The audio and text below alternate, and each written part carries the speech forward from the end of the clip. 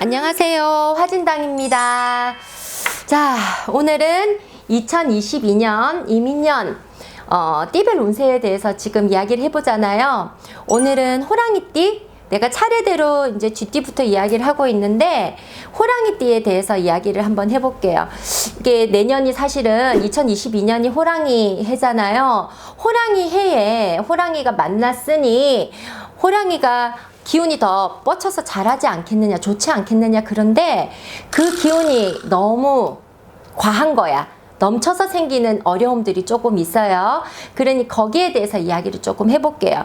그냥 물 흐르는 대로 가면 되는데 내가 나서서 뭔가를 하고 내가 나서서 일을 저질러 가지고 항상 문제가 생겨요.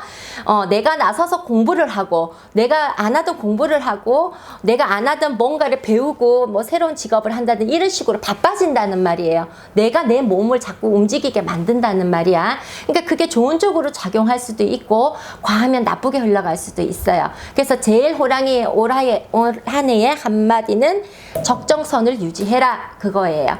그러면 25세의 무인생부터 볼까요? 25세의 무인생 같은 경우에는 그 어느 나이 때보다도 새로운 이성에 대한 인연이 강하게 치고 들어와요. 기대하세요. 좋은 인연 나타날 거예요. 그리고 열심히 힘차게 새로 발돋움하는 그런 인연자가 보이니까 힘내세요. 자, 37세 병인생. 자, 이 병인생은 2021년도 후반부부터 내가 뭔가 일을 할까 말까, 그리고 내가 저게 뭐 물건이 좋게 나왔어, 저 가게를 한번 해볼까 안 할까, 이런 그 문서가 벌써 동할 거란 말이에요. 잡는 문서가 동하실 거예요. 그런데 이분의 문서가 동해도 투자는 그 주식이나 이런 투자는 안 돼요. 그런 문서에서는 아마 잡으면 나중에 후회할 겁니다. 그냥 하게 되면은 내 가게나 이런 자리나 부동산 쪽이어야 한다 보입니다. 그리고 지금 문제는 뭐냐면은 이 분이 금전 문서운이 동해서 내가 뭔가를 사는 운기는 들었어요. 그런데 내가 37인데 내가 모아둔 돈이 그렇게 과하게 많지 않을 거예요. 특별한 경우 빼면. 그러니 투자는 해서 뭔가는 해야 되는데 금전이 당연히 초반에는 박힐 수밖에 없어요. 문서운이 있는데 나는 처음에 그 집 사면 그 가게 하면 대박 나겠지.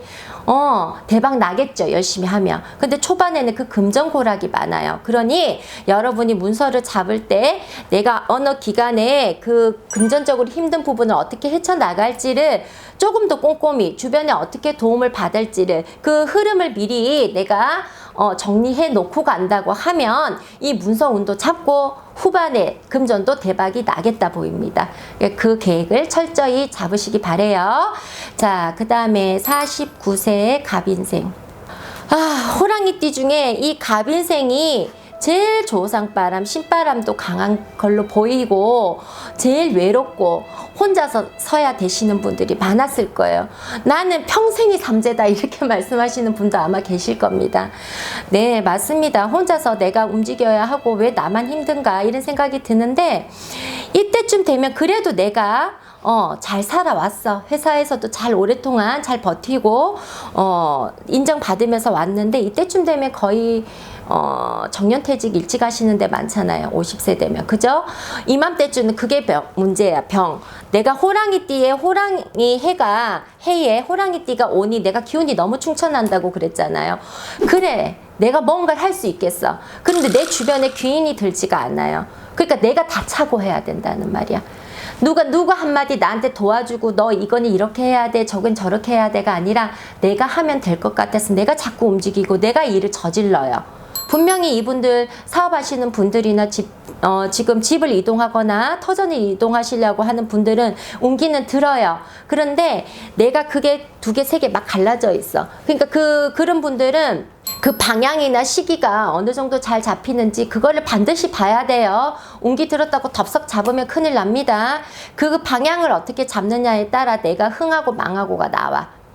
그러니까 갑인생 여러분 너무 혼자서 가려고 하지 말고 이번에만큼은 내가 조금 가라앉히고 주변에 눈에 불을 켜고 보세요. 그리고 도움을 받아야 돼.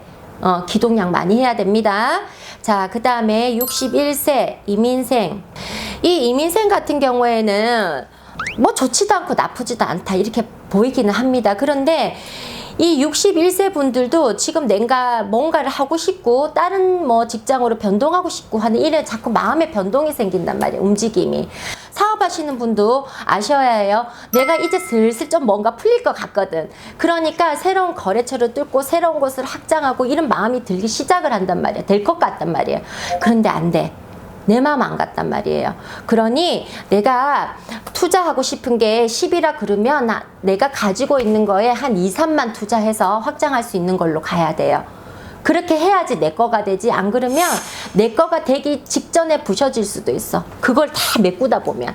그러니까 무리한 확장이나 이런 것만 하지 않으면 되고, 새로운 동업, 누가 같이 일 시작하자, 확장하면서 너 같이 일 시작하자 그러면 안 돼요. 남 좋은 일만 시켜요. 같은 명의로 하게 되면 내가 잘하고 있었는데 확장시킬 목적으로 다른 사람이 더 내가 넣었어. 그럼 그 사람 좋은 일만 시키고 내 손에 남는 거 없어요.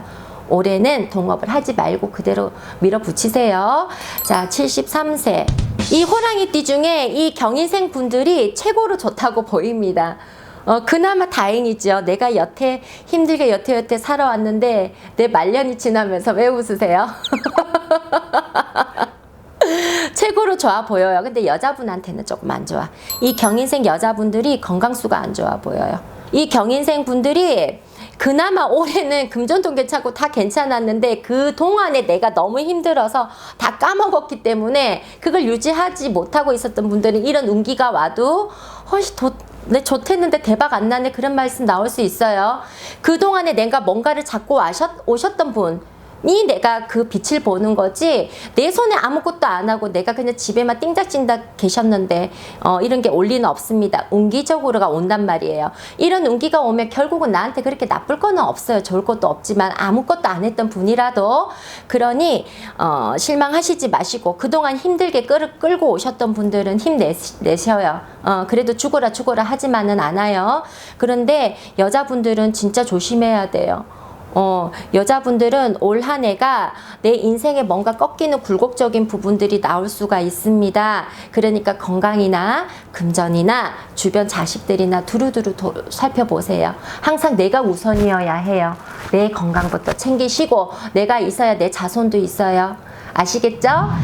오늘 이렇게 2022년 이민년의 호랑이띠에 대해서 이야기를 해봤습니다. 호랑이띠 여러분, 우리 호랑이띠들은 항상 외롭고 힘들어요. 그러나 하늘이 그걸 헤쳐나갈 수 있는 힘도 호랑이띠한테 많이 주셨습니다. 그러니까 힘들 내시고 힘찬 걸음 하시기 바랍니다. 감사합니다.